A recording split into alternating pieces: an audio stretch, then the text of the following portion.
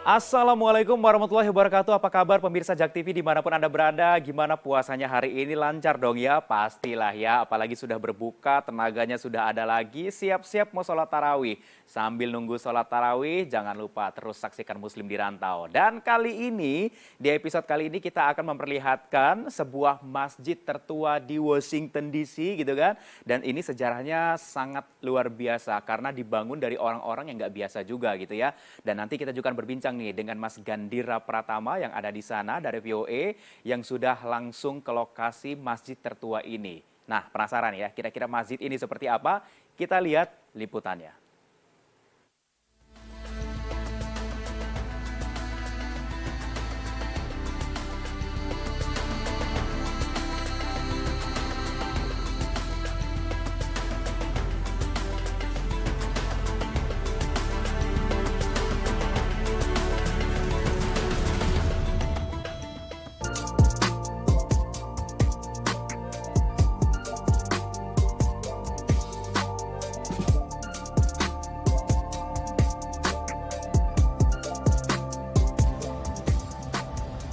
Assalamualaikum warahmatullahi wabarakatuh. Halo teman-teman, hari ini saya berada di Mount Vernon Square di tepatnya di Washington DC bersama produser saya, Yogi. Halo.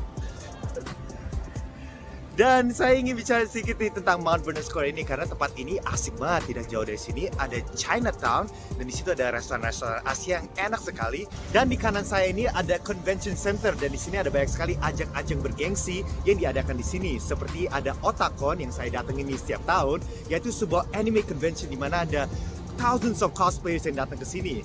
Dan yang paling penting juga terutama nih ada IGNA Muslim Convention. IGNA adalah Islamic Circle of North America, yaitu sebuah organisasi untuk warga muslim di Amerika Serikat yang diadakan di Northeast of Amerika Serikat.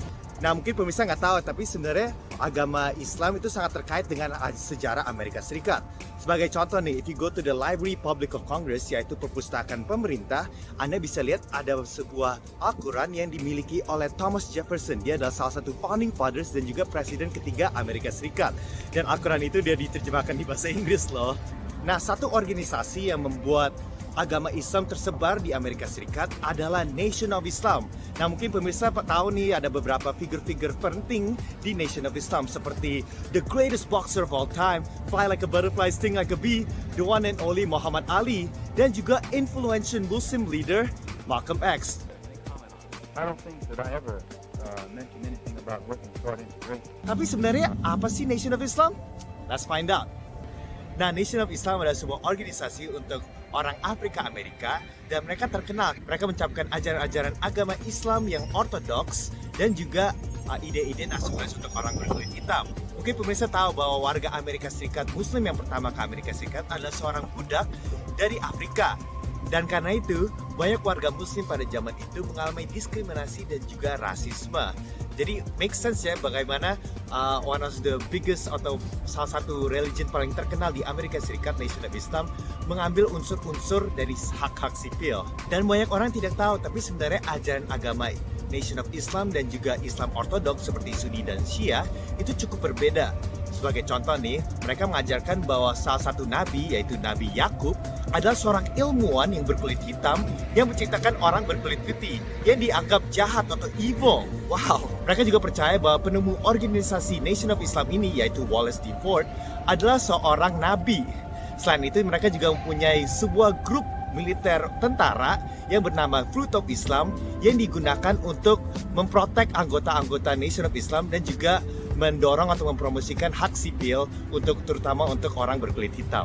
Tetapi selain perbedaan itu, sebenarnya agama atau ajaran agama Nation of Islam dan juga agama Islam itu cukup mirip. Sebagai contoh, semua anggota di-expect untuk sholat 5 waktu dan juga harus makan hanya makanan halal. Jadi nggak boleh babi nih pemirsa.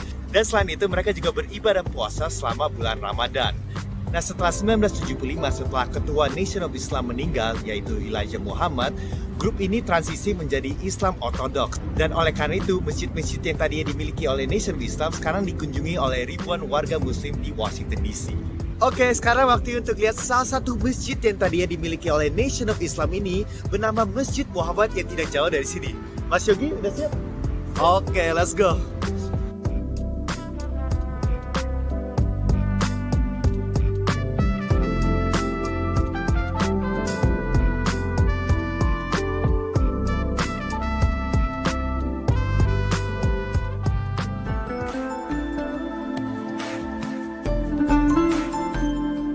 Oke pemirsa, saya dan produser saya akhirnya nyampe di Masjid Muhammad. Ini adalah salah satu masjid yang paling tertua di Amerika Serikat. Bahkan ini adalah masjid yang dibangun oleh Nation of Islam. Yang particularly yang saya ingin utamakan adalah dibangun oleh Malcolm X. Jadi mari kita masuk ke dalam and see what's inside Masjid Muhammad ini. Mari.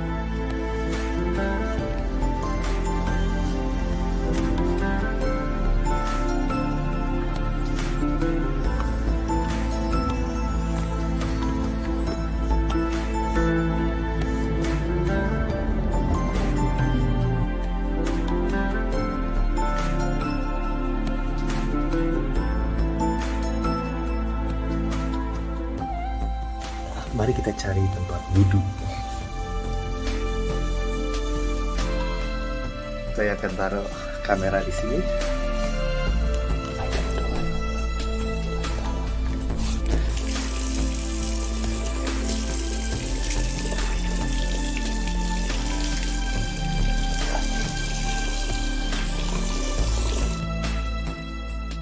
Oke pemirsa, saya baru saja wudhu dan sekarang waktunya untuk sholat zuhur ya.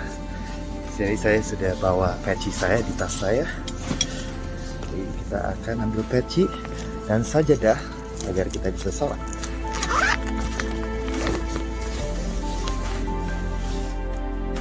Wah, saya sangat bersyukur ya ini bisa sholat di salah satu masjid paling historis di tidak hanya di Washington DC tapi di Amerika Serikat. Jadi wow, I'm just very amazed to see this place karena ini tempatnya sangat ikonik ya. Saya bisa bayangin bahwa Malcolm X dulu pernah jadi imam di sini. Wah, keren sekali. Oke, waktunya untuk sholat.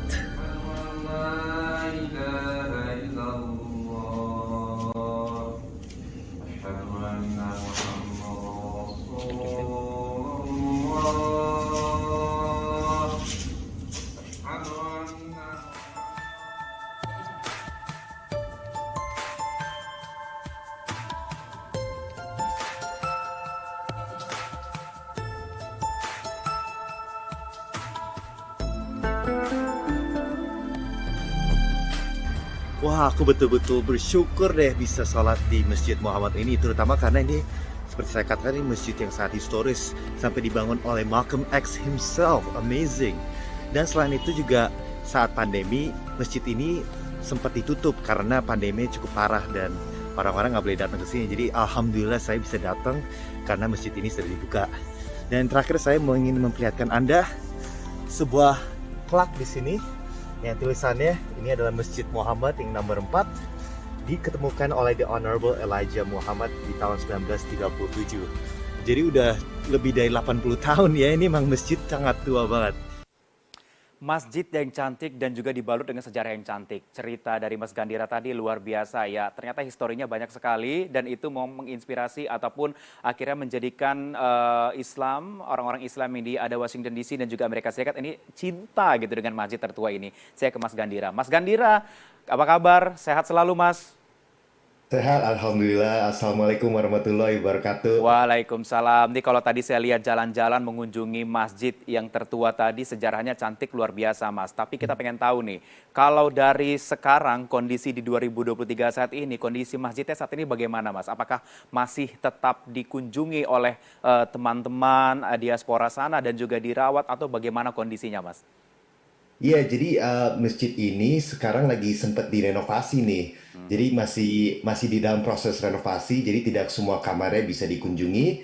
Tapi saya udah lihat plannya, floor plannya katanya lantai 2 dan lantai 3 akan diperbaiki dan akan dibersihin dan semuanya. Jadi pastinya masjidnya akan lebih cantik dan lebih indah agar banyak warga muslim bisa datang ke Washington DC untuk mengunjungi Masjid Muhammad ini.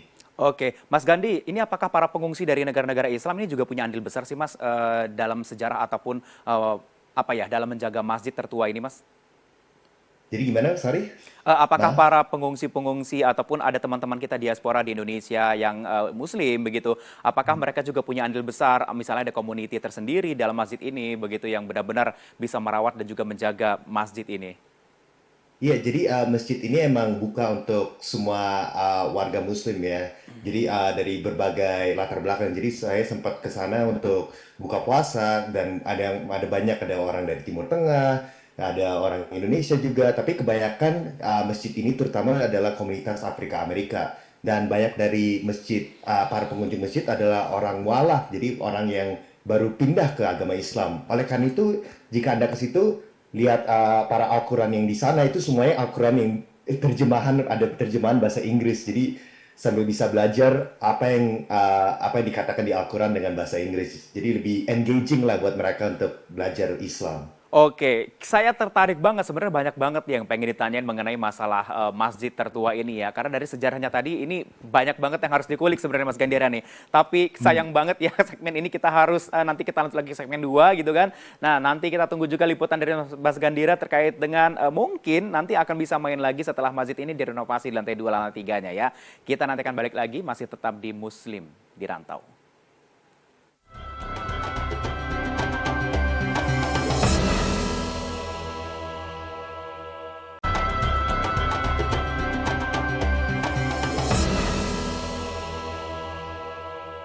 Ya, kalau di Indonesia ini nggak sulit ya mencari jajanan tradisional, jajanan pasar, ataupun yang ada di pinggir jalan juga banyak, kemudian juga di ruko, di restoran, ataupun food truck, itu juga banyak di Indonesia, sekarang sudah menjamur ya. Tapi bagaimana kalau ada restoran halal ataupun makanan halal yang berbentuk food trucks di Amerika Serikat? Nah, kira-kira mereka menjual apa ya? Dan kira-kira ada apa aja di sana? Harganya juga berapa? Kita lihat liputannya ini dia.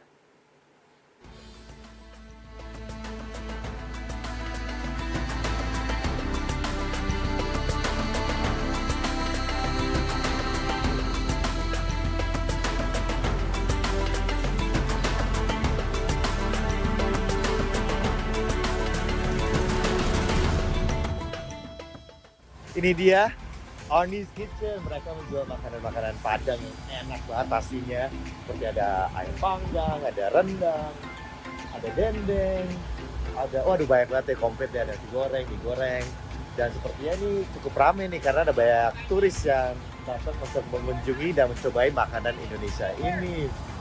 Jadi kita akan ketemu dengan ownernya dan pastinya kita akan coba makanannya dong. Ayo dong pemirsa.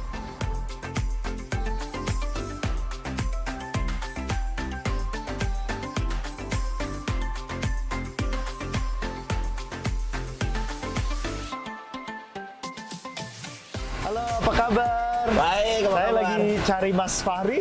Iya, saya sendiri. Apa kabar Mas? Iya, Baik. baik. Ketemu. Waduh. Namanya siapa? Dira.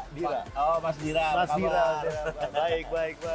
Wah, ini jadi food truck-nya ya Mas? Iya, Oh, selamat datang gitu. di Artist Kitchen Oh ini ya, I can't Authentic wait. Indonesian Food.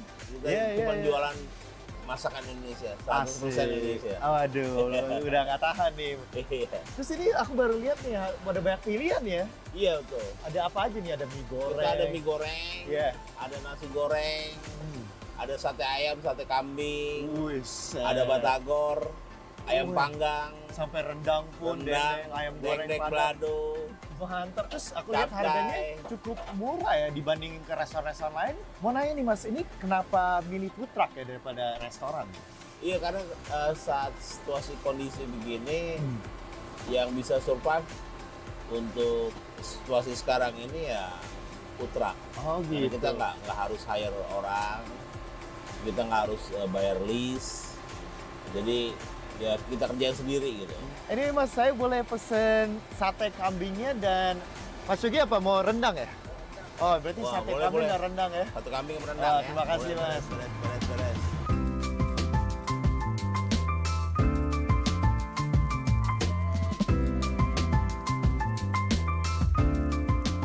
Ya pemirsa, saya berada di dalam food truck Arnie's Kitchen bersama pemilik food trucknya dan sepertinya makanan sudah disiapkan nih, sate kambingnya sampai dikasih kecapnya tuh ekstra, saus kacangnya ekstra, sampai cabenya pun ekstra dikasih baik banget mereka. Dan juga produser saya Mas Yogi pesen rendang ya Mas. Iya, rendang dikasih telur, dikasih apa ini Pak? Bakwan, ya? Bakwan, Bakwan dan juga capcay. capcay. Udah berapa lama nih punya food truck ini, Mas? Kita buka waktu itu tahun 2019. Oke. Ya, jadi Nah, tapi itu pandemi. Iya, itu Wah. pas lagi dikasih cobaan kali ya. Iya. Jadi selama baru 2-3 bulan buka, nggak taunya kita di lockdown. Wah. Ada 500 truk lebih yang harus tutup. Oh Seluruh gitu. seluruh truk di DC Di itu. seluruh DC. Iya, harus. Tapi alhamdulillah nggak tutup, Mas. Iya, terus saya coba cari alternatif lain. Oh iya ya. Karena itu waktu itu kan 1,5 tahun kita ditutup ya. Iya. Jadi saya switch ke Indonesian Community. Hmm.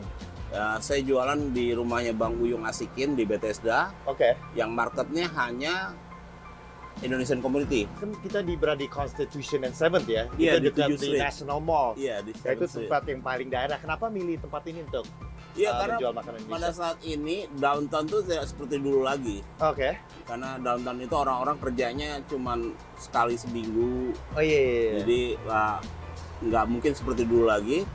Jadi yang paling bagus cuman tourist site. Terus menurut para pelanggan nih dari terutama yang bule ya, dari Amerika, itu mereka favoritnya apa sih? Rata-rata dia suka rendang, mungkin karena rendang ya? Iya, CNN itu pernah menangin ya. Nomor satu makanan Satu, di the seluruh best, dunia. iya, Iya, the iya. best. Untuk dunia, jadi berdasarkan informasi itu mereka nyoba rendang dan ternyata mereka datang lagi dan datang lagi gitu. Alhamdulillah. Mereka sangat tertarik dengan rendang kita. Ya saya harap juga pemerintah bantu kita juga karena kita terus terang food truck ini 100% Indonesian authentic Indonesian food. Iya, iya, iya. Kita sell hanya Indonesian Iya, food. jadi gitu. nggak cuman untuk ambil kayak untuk ambil uang, tapi juga memperlihatkan budaya Indonesia Iya. juga kan nih. Selain masakan Indonesia, tapi saya identikal bahwa kita punya Minang taste Iya, gitu. Minang deh.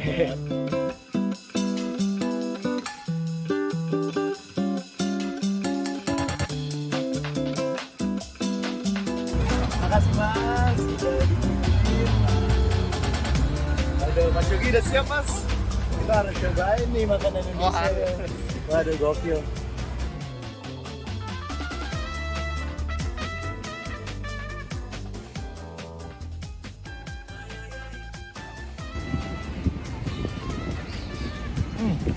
Sausnya tadi keras sedikit, sekarang kita coba kambingnya ya.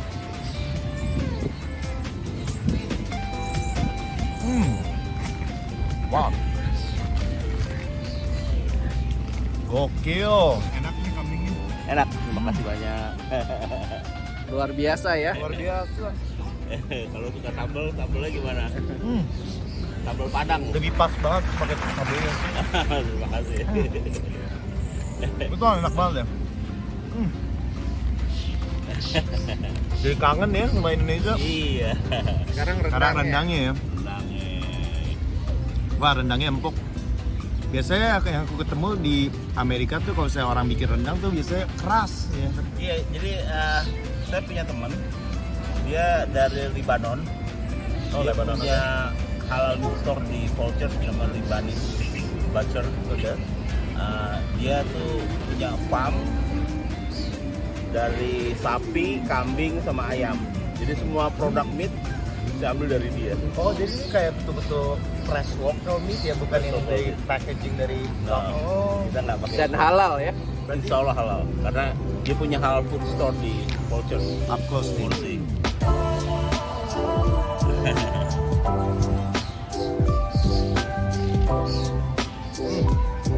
Serasa Pantesan banyak turis yang datang. Ini emang enak. Gak cuma orang Indonesia doang. Wow. Sekarang bakwannya. bakwannya tadi baru digoreng ya. Iya. Fresh. Begitu Tepungnya mesen enak. digoreng. Iya. Gitu ya. Tepungnya pas. Enak.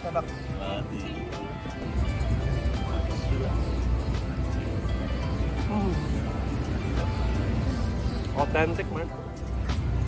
Kayak habis pemirsa lihat deh. Menurut aku sih ya, jujur, ini menurut aku rendang paling enak di seluruh DC ya. Gimana Mas, kalau Mas Yogi? Setuju. Kambingnya juga top 3 lah, Iya. top 3 di Washington ini, tapi rendangnya gokil banget, Otentik ya. authentic banget.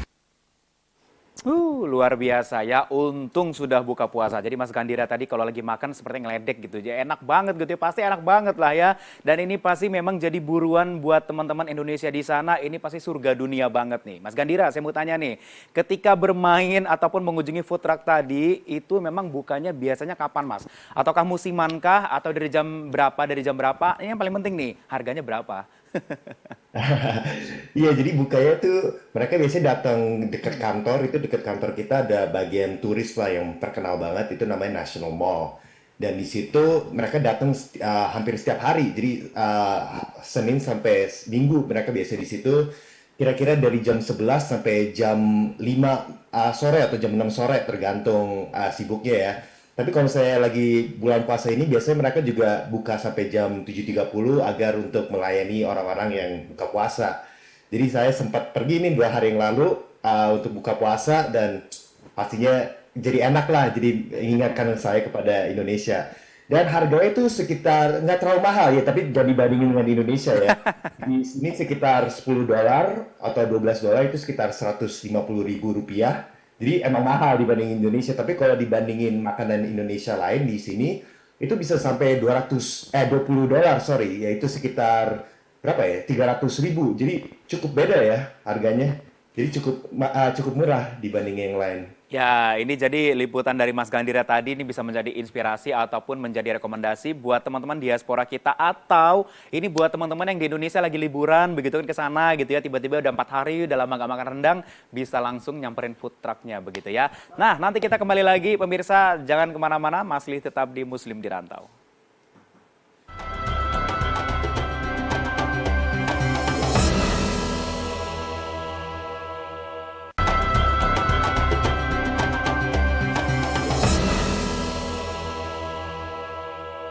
Ya, kalau kita berbicara mengenai masalah komedi ataupun hiburan, nggak di mana-mana ya. Di Indonesia stand up komedi juga memang masih menjadi yang banyak ditonton, diminati oleh masyarakat Indonesia gitu ya. Tapi kira-kira di Amerika ada nggak sih stand up komedi ataupun komedi-komedi ataupun yang berbau dengan muslim-muslim komedi begitu? Ada pastinya ya. Seperti apa? Ini dia kita lihat liputannya.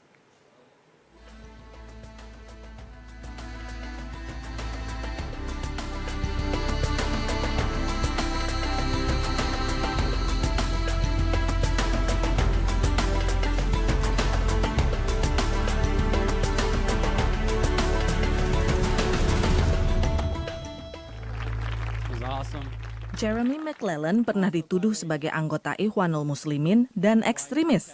I hope I'm going to heaven. That's my goal. Tapi komedian beragama Katolik ini mengaku hanya bersikap ekstrim jika menyangkut makanan kegemarannya, nasi biryani. So one of the things I've learned is that the real schism within Islam is not between Sunni and Shia. It's about whether biryani should have potatoes in it. Humor sarkastik seperti inilah yang dipakai untuk menjalin silaturahmi lintas umat. Well, I think there's so much that we have in common, you know, Christians and Muslims, and there's so many practices that we both have that we, you know, aren't necessarily aware of. Like with Lent, you know, Lent is a period of time. It's 40 days. You know, Ramadan is a month, and it's, you know, just a period of fasting and almsgiving and all these things that are, you know, the same in both traditions. But the rules are different. Selain memancing tawa, Jeremy ingin mengurangi intoleransi dengan mengembangkan saling hormat dan percaya antar umat. You know, right now there seems to be this a lot of tension between Christians and Muslims. Not that there hasn't always some been in history, but and I think that, you know, now is the time when we can actually start to try and bridge those gaps and create dialogue and you know, talk about our differences, talk about what we have in common, and hopefully coexist. Humor sebagai jembatan lintas agama bukanlah fenomena baru. Menurut cendekiawan Muslim Imam Talal Eid. Humor is important in our life. Even the Prophet Muhammad said that روحوا القلوب ساعة بعد ساعة means entertain your hearts time after time. And he himself used to use his sense of humor when communicating with his companions.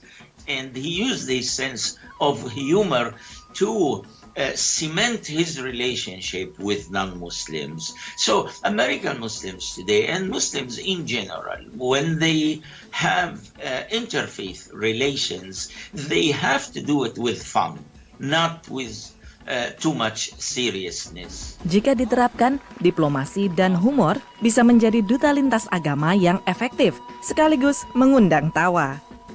Dari Washington DC, VOA. Anybody who says America is not great hasn't tried other countries' paper towels. Bagi Susi Afridi, perempuan Palestina yang bermukim di New York selalu ada humor di tempat atau situasi yang tidak terduga. Banyak leluconnya yang terinspirasi dari masa kecilnya di tepi barat. I remember as a kid I would always make funny observations. Like I remember one time I told my sister, I said, you know, the Israelis have demolished this home, but the furniture is still there, so let's go there and play tea party. Di Amerika Serikat, ia bertemu suaminya Saqib Afridi, seorang muslim suku Pashtun dari Pakistan. Setelah itulah bakat komedinya berkembang. I remember when I told my husband that I want to take a comedy writing class, he was so supportive. He said, okay. He goes, he said, I'm so glad because I'm so sick of hearing your opinions. The world needs to also hear your opinions. This is my mom in Ramallah, and I want... Keluarganya tidak mendukung keputusannya menikah dengan pria Muslim. Susi merasa bersyukur tinggal di Amerika Serikat, bukan di Timur Tengah. And I remember clearly, like when they decided to disown me, they had like a meeting and they decided to disown me. I remember telling all my brothers and my sisters and their spouses that, look, if you want to disown me, go ahead, because I'm educated, I'm working. If things don't work out with this guy, or if he decides to do all of the things that you are afraid Muslims would do, like kidnap our children and move to Pakistan, or like marry another woman, or whatever, you know, Christian Arab ideas of what a Muslim man would do. If he decides to do those things, then I can divorce him. I mean, I'm living in America. And I think this is what this country gives us, is the freedom to think for yourself. Walaupun dikucilkan keluarga, Susi senang telah membuktikan bahwa ia menikah dengan orang beda agama dan semuanya baik-baik saja. Dalam blognya Susi Says So, ia menuturkan banyak kisah konflik pribadinya dan perjalanan lintas budaya dari desa kecil di tepi barat hingga berkarir menjadi pelawak tunggal di New York. Ia ingin para imigran seperti dirinya menemukan suara mereka untuk berbagi kisah. It's how we are as, you know, as brown people, as Arabs, as Muslims, as Palestinians. It's how we're going to get back our narrative, because our narrative is hijacked. You know, it's hijacked by the terrorists, and it's hijacked by, you know, the media in America that needs to continue the weapons industry, you know. So we need to own our own narrative, and I think comedy is a great way of doing that. Kini Susi menulis buku memoarnya dan berharap bisa memulai kelas bertutur cerita yang mengajarkan seni mengekspresikan diri. And if no one can do it, Habibi, how can I do it? Dari kota New York, VOA. Siapa coba yang nggak seneng dengerin stand up comedy? Pastilah ya, tapi hanya budayanya yang beda mungkin ya, dan juga alur ceritanya yang bisa dibawakan biasanya sesuai dengan lingkungan setempat begitu. Saya ke Mas Gandira. Mas Gandira, melihat adanya komunitas stand up comedy ataupun yang muslim begitu ya, yang satu saya tanya, pertama ada diskriminasi atau enggak sih? Nah yang kedua, kalau mau nonton di lokasi itu biasanya apakah memang mereka harus muslim atau mereka terbuka nih, buat semuanya boleh nih, masuk aja silahkan bisa menikmati gitu. Saya jawab pertanyaan kedua dulu kan, yang lebih gampang ya. Jadi semuanya diterima. Jadi stand up comedy ini adalah sebuah platform untuk banyak orang untuk berkata mengenai isu-isu yang penting di Amerika Serikat. Dan oleh karena itu menurut saya ini adalah alasan mengapa agama Islam itu semakin diterima di Amerika Serikat. Jadi sebelumnya seperti yang Anda tahu, seperti sejak 9/11 itu ada banyak diskriminasi dan juga negatif stereotip mengenai warga Muslim. Tapi gara-gara banyak stand up comedian dan pelawak itu, mereka bisa menghancurkan stereotip tersebut. Dan ada banyak sekali Muslim pelawak yang sangat terkenal di Amerika Serikat. Sebagai contoh ada Hasan Minhaj. Dia adalah host untuk salah satu TV show satiris terbesar di Amerika Serikat, yaitu The Daily Show. Dia juga mempunyai sebuah Netflix TV show berjudul Patriot Act yang udah ada 6 season atau 6 musim, jadi cukup sukses ya. Ini juga sudah ada punya stand-up comedy special di Netflix. Selain itu juga ada Dave Chappelle, salah satu pelawak Amerika Serikat yang paling influential. Dia sudah membuat beberapa stand up comedy dan yang lain-lain. Dia juga TV show seperti The Chappelle Show. Dan dia baru saja dimasuk ke Mark Twain Comedy Hall of Fame, yaitu salah satu gelar tertinggi untuk pelawak di Amerika Serikat. Dan pastinya juga ada salah satu aktor favorit saya, Rami Youssef. Dia membuat dan membintangi TV show berjudul Rami, yang menceritakan pengalaman seorang Muslim di Amerika Serikat. Dan show ini sudah sangat diakui sampai merebut gelar Emmy for Best 2020 TV Show Actor untuk perannya di TV show tersebut. Jadi hal-hal seperti ini, yang sedih seperti ini, yang akan menghancurkan stereotip dan membuat orang menerima agama Islam di Amerika Serikat menurut saya. Oke, baik. Yang pertama nggak mau dijawab nih. Apa itu yang pertama? Terkait Diskriminasi? Jadi memang jadi emang seperti saya katakan, diskriminasi itu masih ada di Amerika Serikat, tapi kelihatan semakin menipis. ke depan nih, semakin ke future, semakin baik. Oke, baik. Kita berharap semoga memang komunitas Muslim di Amerika ini makin banyak supaya bisa sambil menyebarkan begitu ya. Kalau kita adalah agama yang cinta damai begitu ya, Mas Gandhira ya. Terima kasih Mas Gandhira sudah bergabung bersama kita untuk hari ini bercerita mengenai masalah liputannya gitu kan terkait dengan kegiatan diaspora ataupun kegiatan Mas Gandhira di sana. Nanti kita masih tunggu-tunggu lagi nih liputan-liputan berikutnya ya. Terima kasih Mas Gandhira. Terima kasih banyak atas waktunya. Baik, oke pemirsa Jak TV, waktu kita sudah habis nggak kerasa ya. Tapi jangan kemana-mana, besok masih tetap hadir terus Muslim di Rantau. Tetap bisa melihat pengalaman dan juga teman-teman diaspora kita yang berada di Washington DC ataupun juga di Amerika Serikat. Saya Isa, akan sampai jumpa.